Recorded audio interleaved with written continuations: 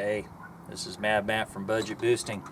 Today we're going to show you how to change an alternator on a later model 280ZX car. That body style went from 79 to 83, but this alternator is also very similar on the early models from 70 to 78 as well. The wiring will be a little bit different, but the approach on the engine, the L-Series engine, is the same. So, with the exception of power steering, because the 240s don't have it. The 280Zs do. The ZXs have power steering, so that'll be the only difference than on the very first early Z cars. So, first thing you do is get all the tools together, which we did, and come look at this alternator over here. It's kind of located. Alternator's located in a down position, so just kind of get a good look at where the alternator is. It's directly below the power steering pump and sump. So there's the alternator. So it's basically a 3-bolt approach. You got 2 bolts way down on the bottom, 1 bolt on top, and that loosens the belt enough to take the alternator off. And there's usually a spacer down there that you have to watch, because sometimes the spacer comes out and sometimes they're stationary. Pretty sure this one's a stationary one where that has the threads and you put 2 bolts into it, but I've seen others where they fall out and you got to put it back in precisely and line them up and go back in. So here we go. First thing I'm going to do is take all the wiring off, and before that, so we don't get any shocks, we're going to disconnect the negative cable on the battery. So we'll do that first. Sometimes when you're dealing with positive and negatives, there's always a chance for a little zzz. So just to be on the safe side, take off the negative cable of the battery and set it aside. Okay. Then we're going to work on the back wiring, since you're not going to be able to see it too well. This is how it sits in the car. And you look below, you got this plug we're going to take off. And on Nissans, E means earth or ground. And then there's the battery wire connector. So we got 3 things we're working on. You'll see when I take them off, but since you can't see very well down here, I've got it right here. And this is a used alternator from a known working 280ZX. So it's a known good alternator. We're replacing this alternator here because it's putting out way too much voltage, which means the internal voltage regulator is screwed. So it's putting out way too much voltage, and then the other extreme is not enough voltage. But too much voltage isn't good either. It's kind of like the equivalent of leaving your car on the battery charger too long, and it puts loads on different components. So I'm going to remove the ground, getting around all these fun power steering hoses. Remove the ground.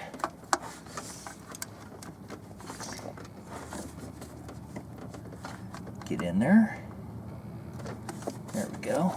As you can see, I got a lot of room, but still beats working on some of the front wheel drive things. You got a lot more room than on those cars, for sure. Okay, well, I finally got these connectors out of the way.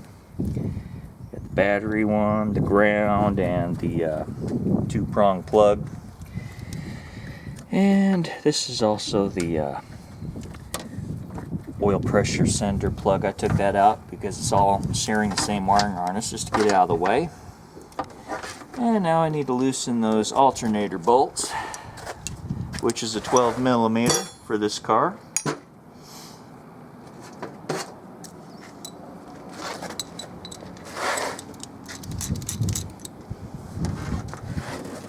First thing I'll do is loosen enough to get the belt off, then I'll go the rest of the way. I won't take the belt all the way off, I'm just going to slide it off the alternator. Looks like there's a nut on the other side. Hopefully. it's one of those nuts that's like stuck. It's not turning yet, so that's good. Okay, well, now we got the bolts out from the alternator, so watch how it will easily get the belt off. Boom, there's the belt off. Now we just kind of have to work our way, get the alternator up and out of the way. Work it up, since there's so much room. There we go. There's old alternator. Looks just the same as the new one. Compare, just for fun.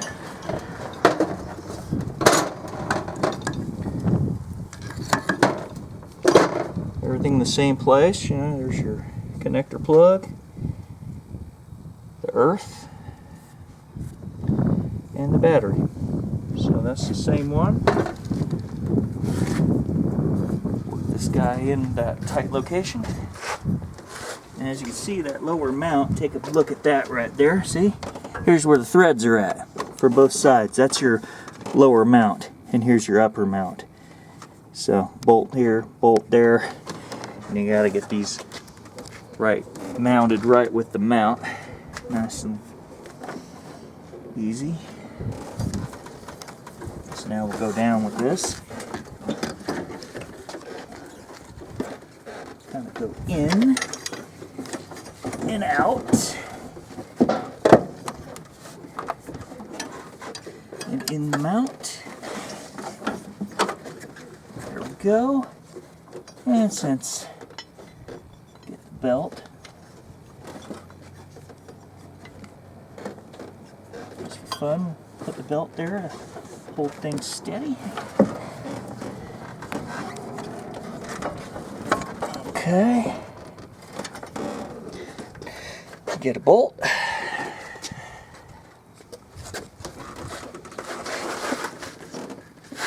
Kind of fun here. Alright, next thing we're showing you how to do is, now that the alternator's three-pointed, the three mounting bolts are in, you take a crowbar and find where this meets the block and push to tighten the belt. You're going to push with the crowbar between the alternator and the block, put a tension on it, and tighten these three mounting bolts. I already did it because it's something that needs to be done so we can move on here, but I'm just showing you how I did it. I used this to put the torque on, tighten those three mounting bolts, and then felt the belt. Has a nice tension, not too much, not too little, just right to stop squeaking. Next, we're going to reconnect all the wiring that I disconnected before, and I showed you what wiring that was. So I'm going to do that. Reconnect the ground and the power wire and the connector. So let's start working on that. Got my wiring harness here. These are the alternator wires. This is your oil pressure sender wire connector. I'll reconnect the oil pressure sender connector. Plug that in. And there's battery. Now take a look at the alternator. All the wires are installed. Belt's back installed. It's in tension. The last thing we've got to do is reconnect the battery terminal and test it out. Reconnect battery terminal. Tighten it up. And then we'll start up the car and check the battery terminals to see how much output the alternator's putting out. It should be around low 14s, 13.8, 14.1, 14.2. That should be about right. Now if it starts getting high, like 16, 17, 18, you know you've got a bad voltage regulator on the high side. That's the reason we changed the alternator in the first place. But this condition, you know, the other side of the coin is when people have voltage regulators that don't work at all and you get nothing out of the alternator and the battery continues to die until the engine finally kills because there's no power to run anything. So, okay, we're going to start the car.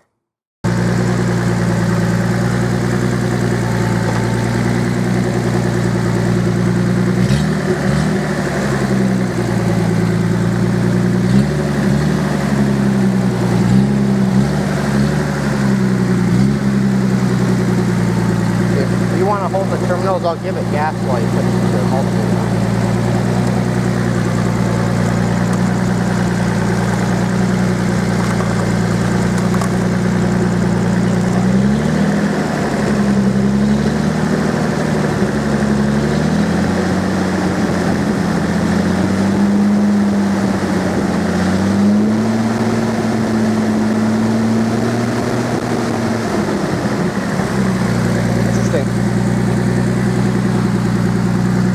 I would call that on the lower side of alternator performance, but it's not bad. I mean, because the battery minimum is 12.5. Anything above 12.5 is running your entire system and recharging your battery. But it's bringing it up to 12.8. That may be because we haven't run it very long, or the alternator is kind of like barely at the limits.